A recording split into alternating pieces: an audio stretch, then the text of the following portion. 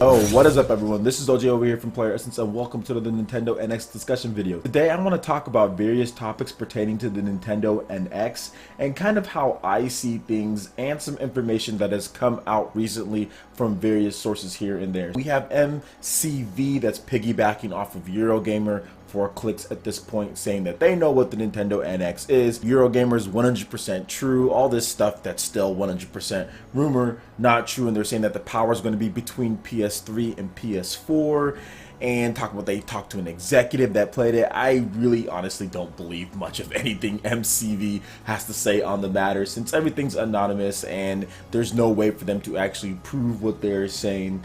And I also want to say this, as far as the power goes and all that, I am not worried about the power at all. At first I was a little concerned when these rumors started up, but after reading a few different things and after looking at some of the rumors and some of the stuff that's just happened, it's pretty much common sense that Nintendo is going to develop a system, which they've kind of already even alluded to, that's going to be able to handle PC, PS4, Xbox One ports no problem. I knew that beforehand, but it was nice to get a little bit of confirmation from SuperMetaldave and from the French website. It's I think Gameblog FR, really popular French website, where they talk about some rumors that they've heard about the Nintendo NX, and SuperMetaldave was nice enough to translate it, saying Nintendo NX runs ports easily from PS4, Unreal Engine 4, and Unity. It runs perfect. NX has VR and AR chips. Final architecture is a secret, and to me this kind of falls more in line as far as what I would think Nintendo is doing, just because we've seen some facts pertaining to these things. We've seen Nintendo hire Unreal Engine 4 developers. We know that Nintendo really liked Unity. They even got that thing working on the new Nintendo 3DS, so I'm pretty sure Unity is going to be a go. And Nintendo knows that the popular system, most developers are going to be making games for PS4. Most developers are going to want to port games from PS4, PC. So Nintendo knows that they need to have an architecture, they need to have a system that is very easy to do that. But here's the thing, Nintendo could theoretically make something that's better. They could make something that's better since they're launching later. Some people are worried about Nintendo not using the same architecture or Nintendo not being able to do things to where they get third-party support. Guys, trust me, they're going to have the architecture, whatever they go with, that's going to be able to run these games just fine. It's not going to be an issue, and if anything, it could make things better from an energy efficiency standpoint and from a graphic standpoint. There could be a lot of things that's enhanced on the Nintendo NX for cheaper price, whatever form factor it comes in, through handheld or console or hybrid device with a dock that hooks up and increases power, SCD, does not matter. Nintendo could theoretically just bring a whole new way that we look at entertainment and how we see consoles going forward in the future. And that's the big thing that I kind of want to focus on, because if you look at what Eurogamer said, to me that is not something to where it needs to be kept a secret for so long. Nintendo would be setting themselves up for disaster if they're sitting here being so secretive, don't want to talk about it, tease it, saying that we have this idea that we're working on, Shigeru Miyamoto, saying this is a new way of thinking, this is not a replacement for the Wii or the Nintendo 3DS, this is a completely new way, and then they just announce a mobile system that comes with a dock and you can play it at home and play it on the go, games on the go. That's the revolutionary thing that you've been waiting so long and you didn't want anybody to steal your idea. Like I've said before, that would be ridiculous. That would be absolutely ridiculous, because that idea, that concept has already been done. So there's obviously tons of missing information in the Eurogamer, in the MCV, Wall Street Journal reports. Not doubting that what they're saying couldn't be true, just saying that there's no way that that's the full story. Otherwise, Nintendo would not have to sit here and keep it such a secret for that. I'm sorry, I don't buy that one bit. Now, the big thing with Nintendo is going to be the games. The games and the system itself. Those are the two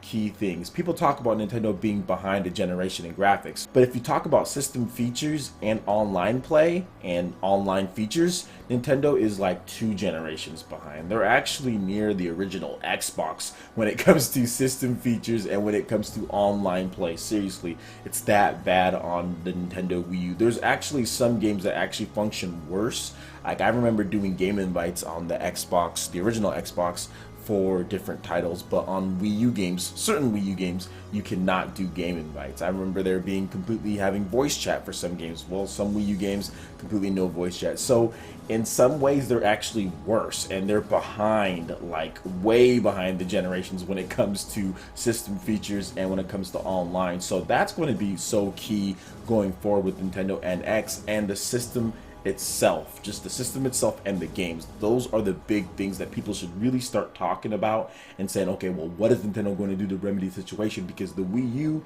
while it has some great games on it, there was a lot of droughts. Nintendo really needs to make sure that their games are on point. And like Kimishima said, people want to have games to play at the beginning when it launches, a little bit later in spring, a little bit after that in summer, in the winter, autumn, fall. They want to be able to have games at all points. So I think Nintendo definitely needs to work if they can't get all third-party support, because I think it's unrealistic at this point to think that every single third party is going to support Nintendo, at least at first. Maybe once sales pick up, but it is unrealistic to think that Nintendo's just going to have everybody at the beginning. So Nintendo really needs to make sure that they work with their third-party partners, which we've heard some rumors as far as who's going to be developing on the system, to fill those gaps efficiently and to make sure even if sales don't go great, that they continue to get that third-party support, whether it's through outreach programs with collaborating with Nintendo, helping pay for certain ports, doing things like that. You cannot have a situation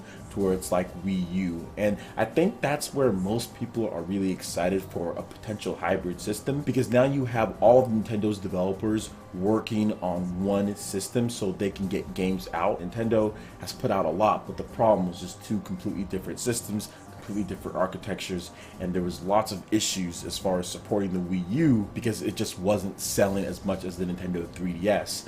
So for me going forward, that's really what I'm going to be focusing on. I'm focusing on what the system is going to be. I want to hear the details as far as what Nintendo's going to do to remedy their really old 6th generation online infrastructure and their actual system features. They need to really step it up in those categories.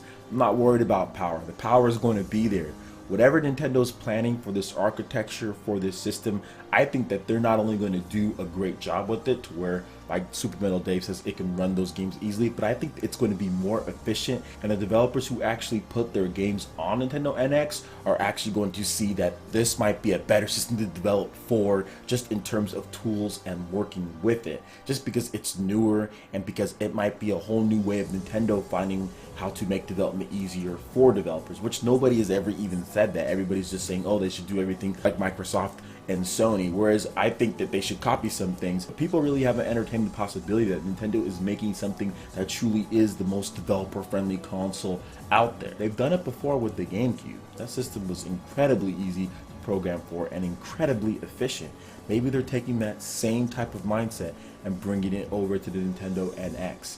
One last thing that I do want to talk about that SuperMetaldave pointed out in his video, and if you haven't seen it, I'll have a link in the description below, that the NX will support VR and AR chips. If they do support that, that just shows you right there, the NX is definitely going to be powerful enough, because you do need to have a certain amount of power to be able to run VR and AR. So it's interesting stuff there. Those are my thoughts kind of on everything. I just kind of wanted to put together a lot of different things, and how I'm just really not worried about the power situation anymore, because I think it's going to be fine.